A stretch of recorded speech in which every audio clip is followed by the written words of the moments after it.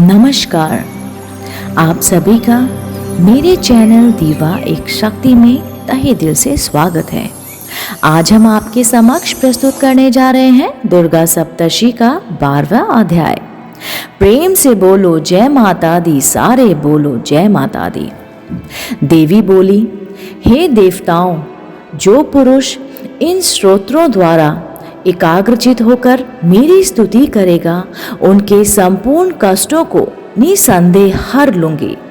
मधुकैटव के नाश, महिषासुर के वध और शुंभ तथा निशुंभ के वध की जो मनुष्य कथा कहेंगे, मेरे महात्म्य को अष्टमी, चतुर्थी व नवमी के दिन एकाग्रचित से भक्ति पूर्वक सुनेंगे, उनको कभी कोई पाप न रहेगा। पाप से उत्पन्न हुई विपत्ति भी उनकी ना सताएगी। उनके घर में दरिद्रता ना होगी और ना ही उनको प्रियजनों का विछोह ही होगा। उनको किसी प्रकार का भय ना होगा। इसलिए प्रत्येक मनुष्य को भक्ति पूर्वक मेरे इस कल्याणकारक महात्म्य को सदा पढ़ना चाहिए तथा सुनना चाहिए। मेरा यह महात्म्य महामारी से उत्पन्न हुए संपूर्ण उपद्रव को 3 प्रकार के उत्पातों को शांत कर देता है। जिस घर व मंदिर में या जिस स्थान पर मेरा यह स्रोत विधि पूर्वक पाठ करता है, उस स्थान का मैं कभी भी त्याग नहीं करती और वहाँ सदा ही मेरा निवास रहता है। बलिदान, पूजा, होम तथा महोत्सवों में मेरा यह चरित्र उच्चारण करना तथा सुनना चाहिए। ऐसा हवन या पूजन मनुष्य चाहे जानकर या बिना जानकर, मैं उसे तुरंत ग्रहण कर लेती हूँ। और शरद काल में प्रत्येक वर्ष जो महापूजा की जाती है, उनमें मनुष्य भक्ति पूर्वक मेरा यह महात्म्य सुनकर सब विपत्तियों से छूट जाता है और धन धान तथा पुत्र आदि से संपन्न हो जाता है। और मेरे इस महात्म्य व कथाओं इत्यादि को सुनकर मनुष्य शुद्ध में निर्भय हो जाता है और महामत्स्य के शरण करने वालों के शत्रु नष्ट हो जाते हैं तथा कल्याण की प्राप्ति होती है और उनका कुल आनंदित हो जाता है। सब कष्ट शांत हो जाते हैं तथा भयंकर स्वप्न दिखाई देना तथा घरेलू दुख इत्यादि सब मिट जाते हैं। बाल ग्रहों में ग्रसित बालकों के लिए यह मेरा महात्म्य परम शांति का देने वाला है। मनुष्य में फूट पड़ने पर यह भली भांति मित्रता करवाने वाला है। मेरा यह महत्व मनुष्य को मेरी जैसी सामर्थ्य की प्राप्ति करवाने वाला है। पुष्प, अघर्ध, धूप, गंध, दीपक इत्यादि सामग्रियों द्वारा पूजन करने से, ब्राह्मण को भोजन कराने, हवन करके, प्रतिदिन अभिषेक करके, नाना प्रकार के भोगों को अर्पण करके और प्रत्येक वर्ष दान इत्यादि करके जो मेरी आराधना की जाती है और जिससे मैं जैसी प्रसन्न हो जाती हूँ, वैसे ही प्रसन्न मैं इस चरित्र के सुनने से हो जाती हूँ।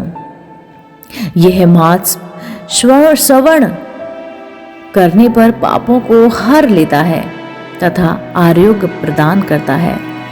मेरे पादुभार का कीर्तन दुष्ट प्राणियों से रक्षा करने वाला है। युद्ध का भय नहीं रहता। हे देवताओं, तुमने जो स्तुति की है अथवा ब्रह्मा जी ने जो मेरी स्तुति की है, वह मनुष्य की कल्याणमयी वृद्धि प्रदान करने वाली है।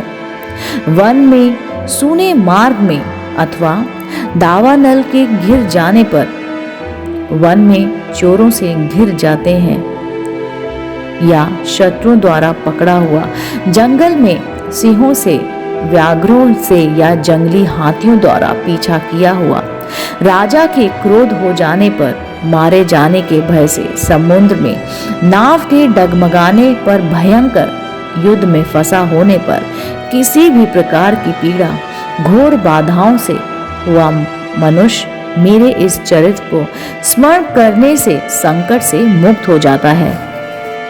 मेरे प्रभाव से सिंह, चोर या शत्रु इत्यादि दूर भाग जाते हैं और पास नहीं आते हैं।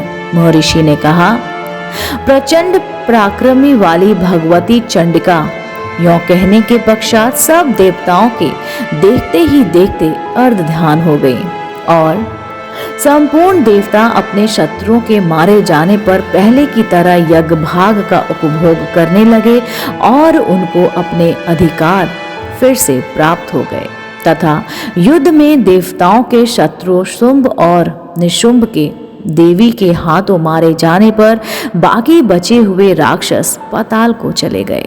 हे राजन, इस प्रकार भगवती अंबिका नित्य होती हुई भी बार बार प्रकट होकर इस जगत का पालन करती हैं, सबको मोहित करती हैं, जन्म देती हैं और प्रार्थना करने पर समृद्धि प्रदान करती है।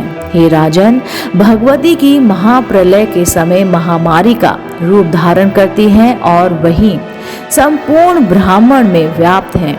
अरु वही भगवती समय समय पर महाकाली तथा महामारी का रूप बनाती हैं और स्वयं अंजाम देती हुई भी सृष्टि के रूप में प्रकट होती हैं। वह सनातनी देवी प्राणियों पालन करती हैं और वही मनुष्य के अभ्युदय के समय लक्ष्मी का रूप बनकर स्थित हो जाती हैं तथा अभाव दरिद्रा बनकर विनाश का कारण बन जाती है। पुष्प, धूप और गंध आदि के पूजन से, उनकी स्तुति करने से वे धन एवं पुत्र देती हैं और धर्म में शुभ बुद्धि प्रदान करती हैं। इसी के साथ दुर्गा सप्तशी का 12वां अध्याय भी समाप्त होता है। मेरे साथ बोलिए, जय शेरावाली का, बोलो साचे दरबार की जय।